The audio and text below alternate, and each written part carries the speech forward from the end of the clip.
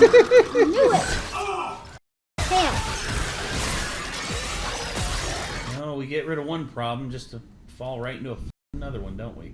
Anyways, this video is only 1:33 long, and we have a really long intro on it already. Yeah, I'll probably cut it down. That's what they come for. Yes, and you, Micah. I mean, every time you're in one of the videos, like views skyrocket. I'm not sure that's true. It is. It has numbers to prove it. That's. It is a quantifiable fact that Micah means more views. I appreciate that. I feel like you people need a hobby.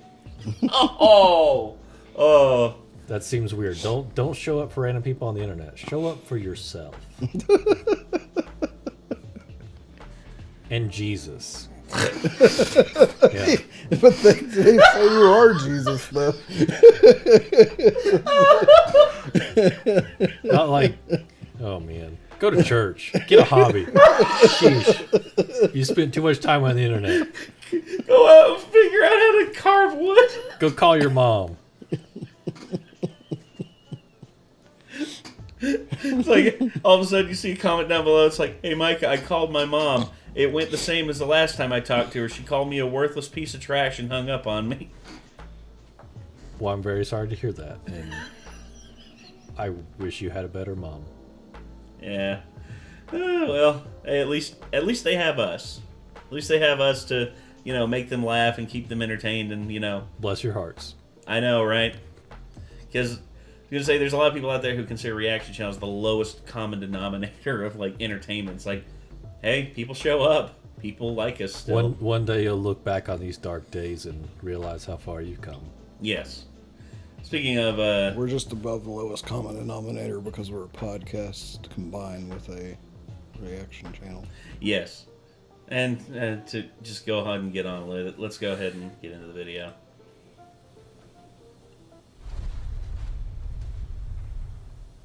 What was that? What's up? That sound, you didn't hear that? It sounded like an explosion. No, I didn't hear it. That!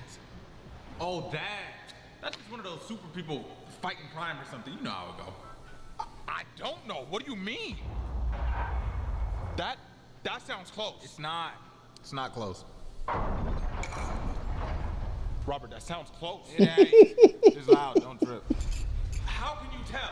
Cause they always fighting somebody out there, man. It's normal. It's normal? This is a hazard. Robert, that's close. It ain't. Look, I've been here for like 2 years, man. Relax. I've been here, man. I've been here. How much do you pay for rent here? Like $18 a month? Why? Yes. That's your first problem right there. Robert, they got my car. No, they don't. Robert, they got... Oh!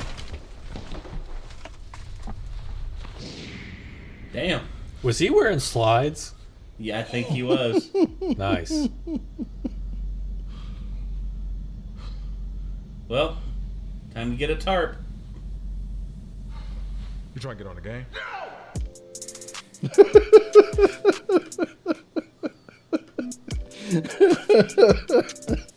Let's see what I want to see again what the superhero look like. Yeah, it's slip-on. Nice. Nice. It is a casual superhero. Could you imagine if you were a villain and like you got kicked in the face with those and that's what took you out? Hold on. I see something. I gotta confirm it. Hold on. Is it closer here?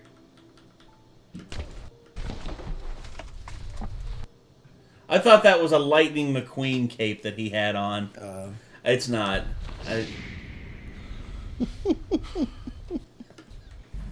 Dear God, man.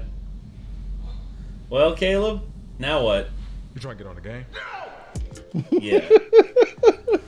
Well, I mean, $18 a month. I mean, heck, just be like, all right, how much is it to get this fixed? As a matter of fact, if you're able to get insurance, like superhero damage insurance, I mean, you could probably get that repaired pretty easily. Reminds me of the old F&D film skit that quote sometimes that I doubt hardly anybody else has actually seen. The haunted apartment.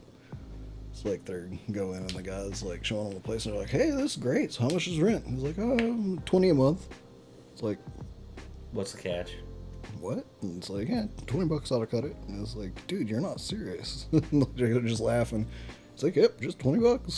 Like, It's like okay. that. It's like, wow, this is great. Such a deal too. It's like, yeah, and then all kinds of fucked up stuff starts happening. It's like, what's that? Oh, that's a portal to hell. That's like that. There literally is a portal to hell in the in the scale. The episode of King of the Hill where Dale gets that set of golf clubs. He doesn't tell Hank where he got them from, and nobody wants to use them because they were used in a murder. He got them at a police auction, and he finds out. They're like, "I wonder if that's the one he used to do the deed."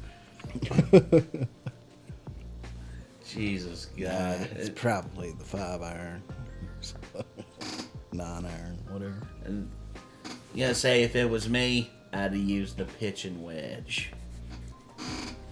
More bang for your buck. Yeah.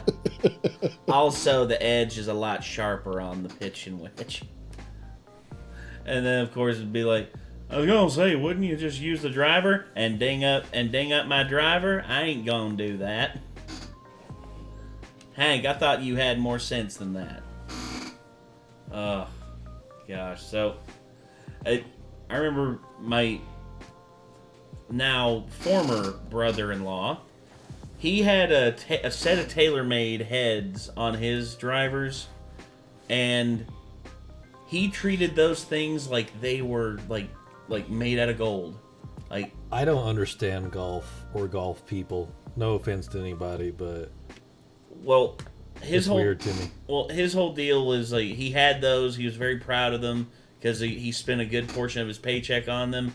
And I remember one time, I forget like which course we were at. I think maybe Stickleyville, like back when it was still open.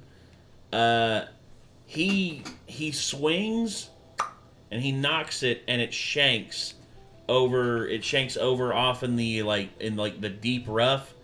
He then takes his club, his like tailor-made driver, and smacks it, and he puts a dent in the back of it, and then he looks at Derrick, who invited us to go on this. He's like, God dang it, Derrick, you see what you freaking did, man? See what you freaking did? See, that's why I didn't want to come to this goddamn course. This course is fucking shit. And then he throws the thing and he walks off and forgets the rest of his clubs, and I'm just like, so do we just leave them here? And it's just like, no, we better grab him, bring him back with us. We found him back in the thing, just back at where they were serving drinks, and he was just like, he pounded down like about four or five gin and tonics. Golf does things to people, man. Well, he prided himself on being like actually like, he wanted to tout himself as like, I could have gone be like a semi-pro golfer. He was not. He was okay. He was probably better than most people that I've played with, but dear God, like ego on that guy. Anyway, but Sounds like an asset to me. he still is. Now he, instead of playing golf, he just snorts pills. I mean, you know. Yeah, hey, he dropped It's a one hobby and got into logical another one. Yeah, he dropped one expensive hobby for another. Anyway, so until next time, everybody, signing off, I'm Nate. I am Nick. Micah. Be sure to check out Caleb City by clicking the links in the title of the video. We'll see you in the next one.